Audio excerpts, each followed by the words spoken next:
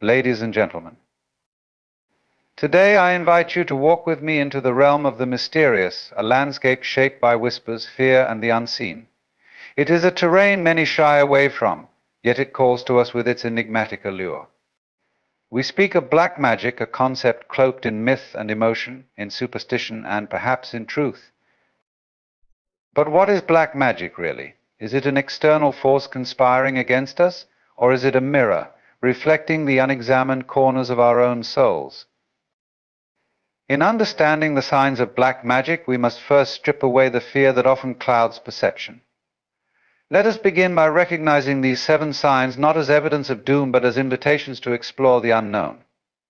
Unexplained illness is a sudden wave of sickness that defies medical reasoning. Is it an external curse or a signal from the body that it's carrying unresolved emotional burdens? Recurring nightmares, dreams that visit you with fear and dread night after night. Perhaps they are not just nightmares but messages from the subconscious asking to be understood. Drained energy, a persistent lethargy that feels as though life's force is being siphoned away. Could this be a sign of external negativity, or is it a cry for reconnection with your own vitality? Objects moving or disappearing, strange movements, items misplaced, or unexplained phenomena. These occurrences might point to disruptions in energy fields rather than mere trickery. Sudden financial or emotional loss, a cascade of misfortunes that feels unnatural, as though orchestrated. Could these events be more than coincidence, or are they the result of patterns we unconsciously fuel? Unexplained fear or anxiety, an unshakable sense of being watched, or dread without a source. Is this fear external, or is it a shadow of our own unacknowledged fears? Mysterious symbols or ritual signs, discoveries of strange markings or objects in your space. What if these symbols are not threats but invitations to seek understanding of energies unfamiliar to us? Yet here lies the deeper truth: signs by themselves hold no power. It is our interpretation and reaction to them that breathe life into their meaning. Black magic, if it exists, thrives not on its own might but on our belief in it. The more we fear it, the stronger it becomes. The more we examine it with wisdom and curiosity, the more it dissolves into the broader fabric of existence. The antidote to fear is understanding. When confronted with the unknown, ask yourself, what is this teaching me about myself? The shadow may seem dark, but it exists only because light shines somewhere near. In closing, let us not see these signs as omens, but as opportunities, chances to reclaim our power, to balance the energies within and around us, and to walk through life as the harmonious beings we are meant to be. The universe speaks in a language far older than words, one woven from the threads of signs and symbols. These subtle whispers of existence often go unnoticed, yet they guide, warn, and inspire those attuned to their presence. To perceive them is not a matter of magical power, but of quiet awareness, a willingness to see beyond the ordinary and recognize the extraordinary patterns beneath the surface of life. In the context of black magic, signs and symbols often carry an air of foreboding. A peculiar mark on the wall, a strange object left on the doorstep, or an unfamiliar arrangement of everyday items might stir feelings of unease. Yet before leaping to conclusions, it is essential to ask, what are these symbols trying to communicate? Are they truly harbingers of harm, or could they simply be misunderstood artifacts of coincidence or intention? The truth is that symbols hold no inherent power. Their meaning arises only through the interpretations we assign to them. Throughout history, humans have imbued symbols with profound significance. A circle may represent unity, eternity, or protection, while a triangle might evoke thoughts of balance, direction, or strength. In the realm of what some call dark arts, symbols are often designed to evoke fear, their unfamiliarity magnifying their impact. The very act of seeing something we cannot explain can pull at the deepest layers of our psyche, triggering primal responses rooted in survival. Fear of the unknown is a powerful force, one that transforms the obscure into the ominous. But what if we approach these symbols differently?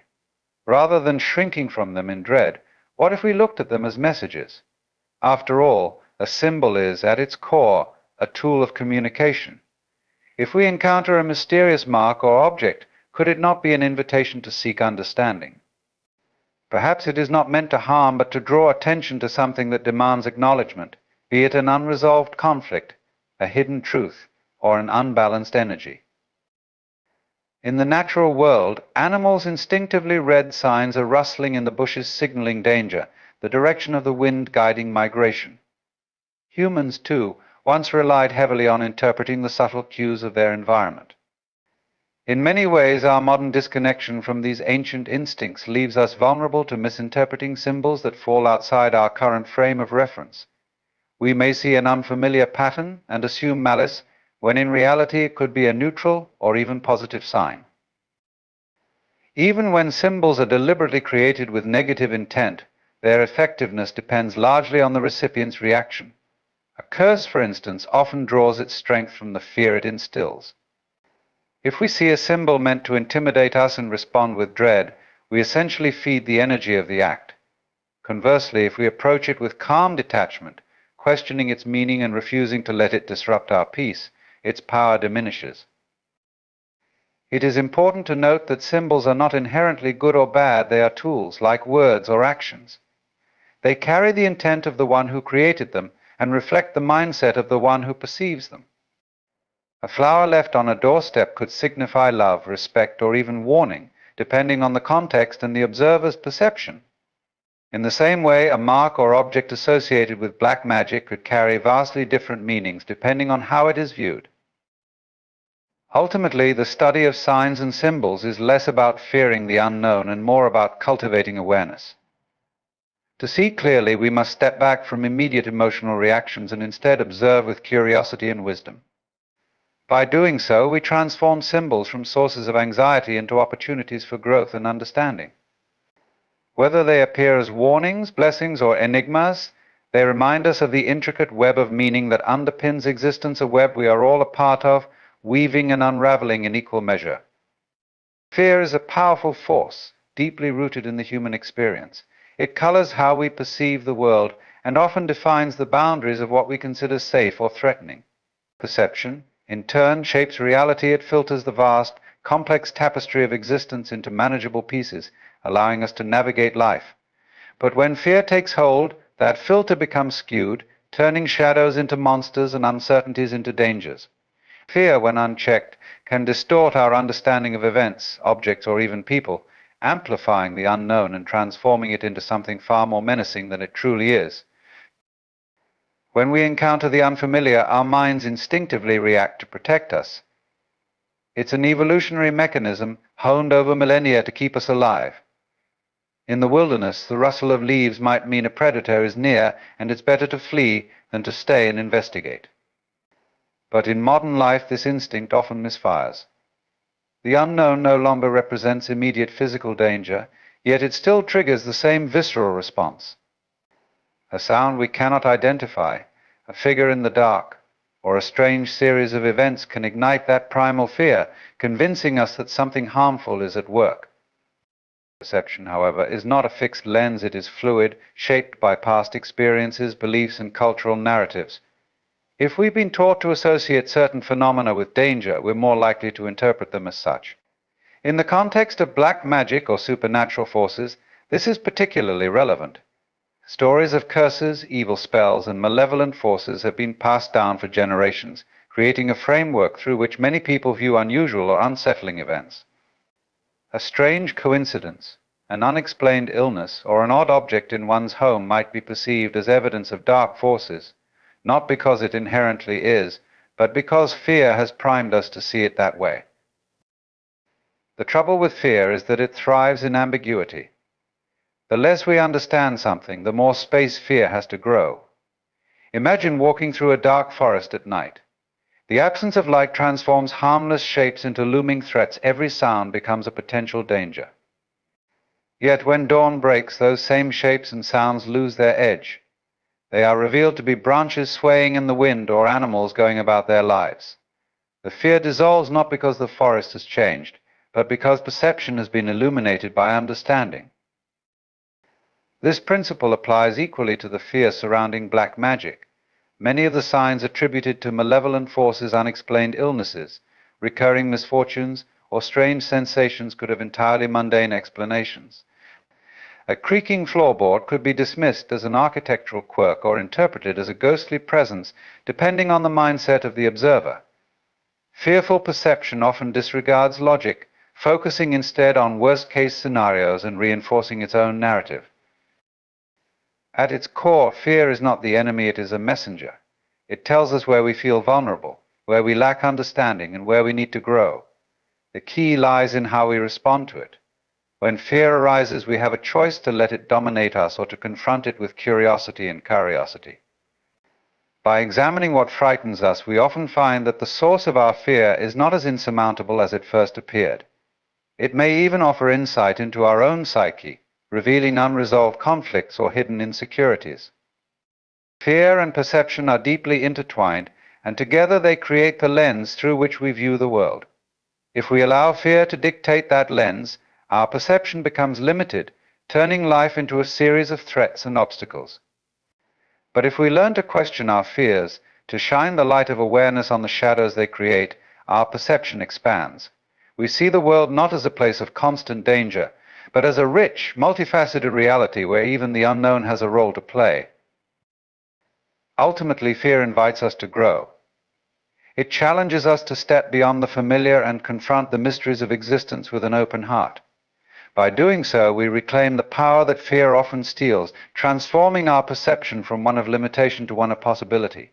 Fear may distort reality, but perception, when guided by wisdom, can restore balance, showing us that the darkness we fear is often just the absence of light, waiting for us to see it clearly. Belief is one of the most powerful forces in the human experience. It shapes how we see the world, how we interact with others, and how we perceive ourselves. It is not merely a passive state of mind, but an active force that influences our actions, emotions, and even the outcomes of our lives. The power of belief lies in its ability to create reality, whether through the choices we make, the energy we project, or the interpretations we attach to events. It is a force that can heal or harm, inspire or paralyze, depending on how it is harnessed. Belief is deeply tied to the stories we tell ourselves. Every person carries a narrative, a series of ideas about how the world works, what is possible, and what is not. These stories, whether inherited from culture, religion, family, or personal experience, form the foundation of our beliefs.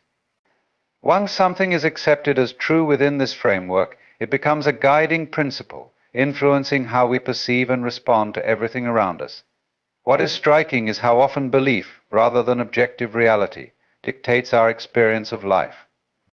This is particularly evident in the context of the mysterious or the supernatural.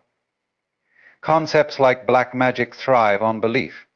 For those who believe in its existence, black magic can wield immense psychological power, even if there is no tangible evidence of its effects.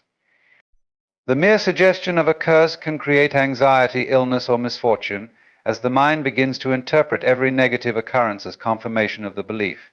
In such cases, it is not the magic itself that causes harm, but the belief in its potency. And the mind, so convinced of its own vulnerability, can manifest the very outcomes it fears. The placebo effect is a powerful example of belief's impact. When patients believe they are receiving a treatment, even if it is nothing more than a sugar pill, they often experience real improvements in their condition. This phenomenon highlights the profound connection between the mind and the body, showing that belief alone can trigger healing processes. Conversely, the nocebo effect demonstrates the opposite. When someone believes they will experience negative effects, their body often complies, even in the absence of an actual cause. This duality reveals the neutral nature of belief. It is neither inherently positive nor negative, but takes on the quality of what we invest in it. A belief, then, is a tool. Like any tool, its power depends on how it is used. It can build resilience and strength, inspiring individuals to overcome adversity and achieve great things.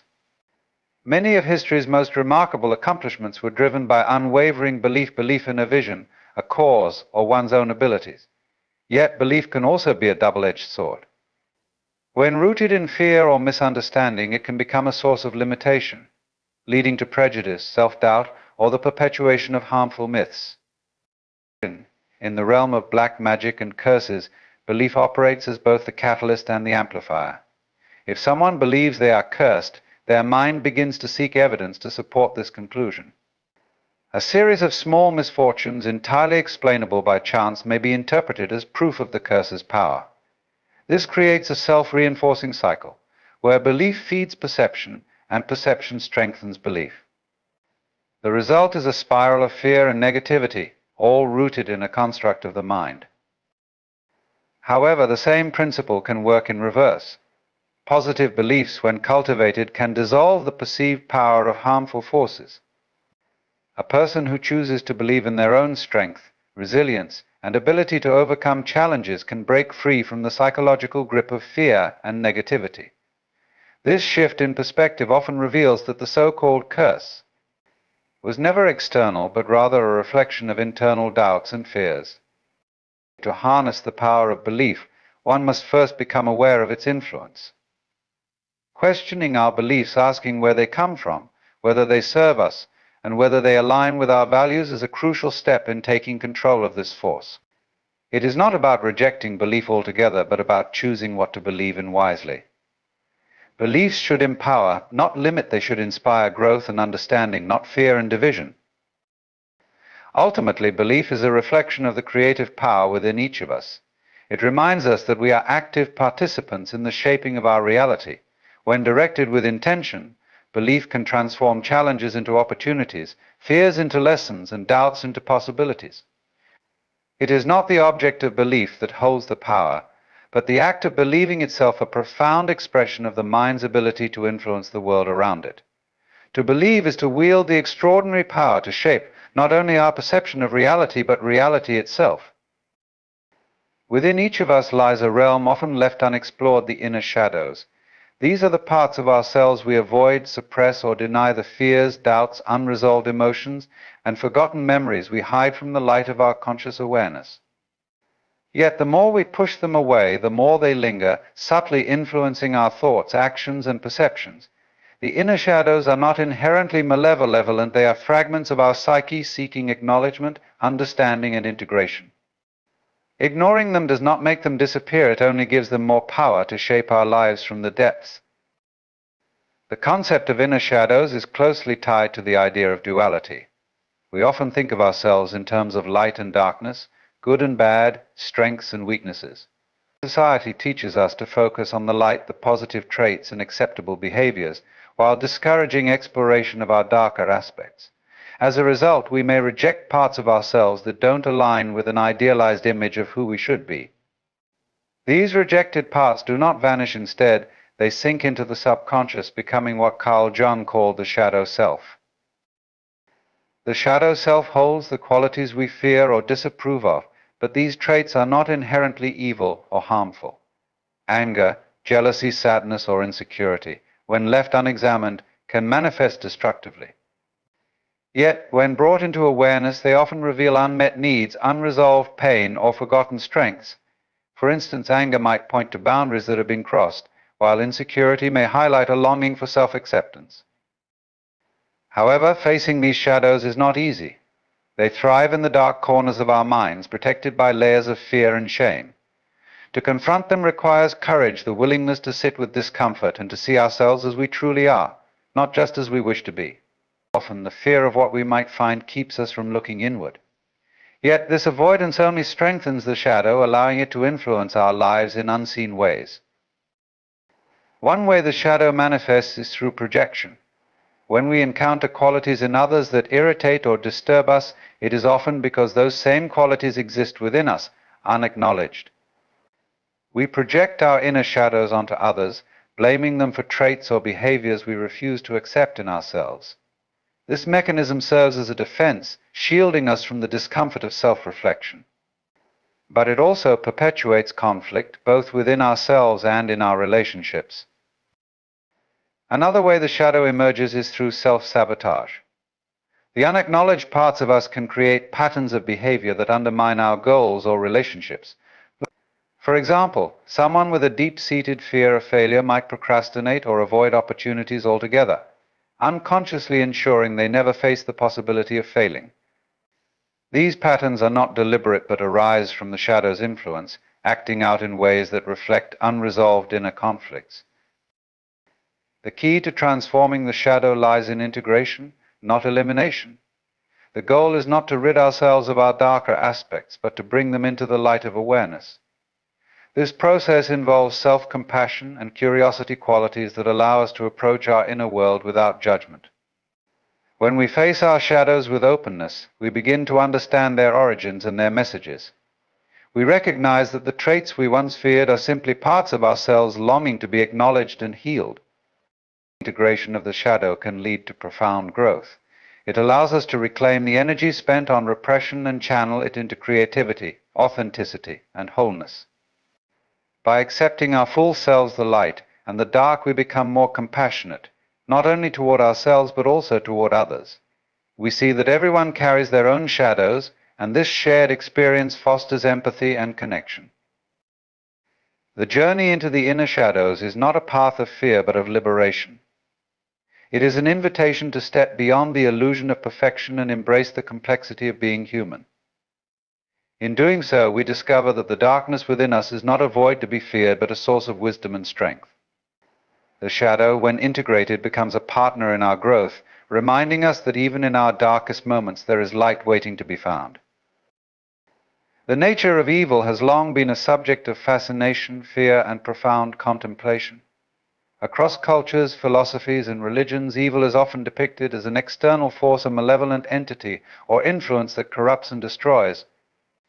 Yet, when we look deeper, evil is not always so easily defined. It is not some singular universal presence, but a complex and multifaceted concept that reflects the duality inherent in human existence. To understand the nature of evil is to delve into the heart of our own potential for harm and the choices that define our morality. At its core, evil is often seen as the opposite of good, a force that opposes harmony, kindness, and life itself. But what constitutes evil depends largely on perspective. In one context, an act may be deemed necessary or justifiable, while in another it may be condemned as cruel or unforgivable. This relativity suggests that evil is not an absolute entity, but a construct shaped by human values, beliefs, and circumstances. It emerges not from some external realm, but from within us, rooted in the capacity for both compassion and cruelty that defines the human condition. One way to understand evil is through its origins in fear, ignorance, or pain. Many acts considered evil stem from a place of disconnection from others, from empathy, or from the consequences of one's actions. Fear, for instance, can drive people to harm others in an effort to protect themselves, even when the threat is imagined or exaggerated. Ignorance, too, plays a role when individuals or groups act out of misunderstanding or prejudice, unable to see the humanity in those they harm. Pain, unresolved and unacknowledged, often becomes a seed for further suffering, as those who have been hurt inflict pain on others in a cycle of destruction. This does not excuse acts of evil, but places them within a framework that allows for understanding. To label someone or something as purely evil is to stop asking questions, to refuse to see the complexity of their choices and circumstances. Yet understanding does not mean condoning. There is a responsibility to confront and prevent harm, to stand against actions that perpetuate suffering. However, the way we approach evil matters. If we respond to it with hatred or vengeance, we risk becoming entangled in the same patterns of harm we seek to oppose. Another dimension of evil is its seductive nature. Unlike good, which often requires effort, discipline, and sacrifice, evil can appear easy and alluring. It offers shortcuts to power, gratification, or control, bypassing the moral and ethical considerations that guide a balanced life. This temptation is what makes evil so insidious. It appeals to the darker aspects of human desire, masking its destructive consequences with promises of fulfillment or superiority. The more we succumb to this temptation, the further we stray from the interconnectedness that defines our shared humanity. In many ways, evil thrives in the absence of accountability and awareness. When people feel powerless, they may resort to harmful actions as a way to reclaim control. When systems or societies fail to provide justice, fairness, or compassion, individuals may take matters into their own hands, often in destructive ways. Evil, then, is not just an individual phenomenon, but a collective one, emerging from the conditions and structures that shape human behavior. Yet within the darkness lies the potential for transformation. Just as light casts shadows, the existence of evil reminds us of the importance of choice. Every act of harm is a reminder of the need for empathy, every instance of cruelty an opportunity to respond with kindness.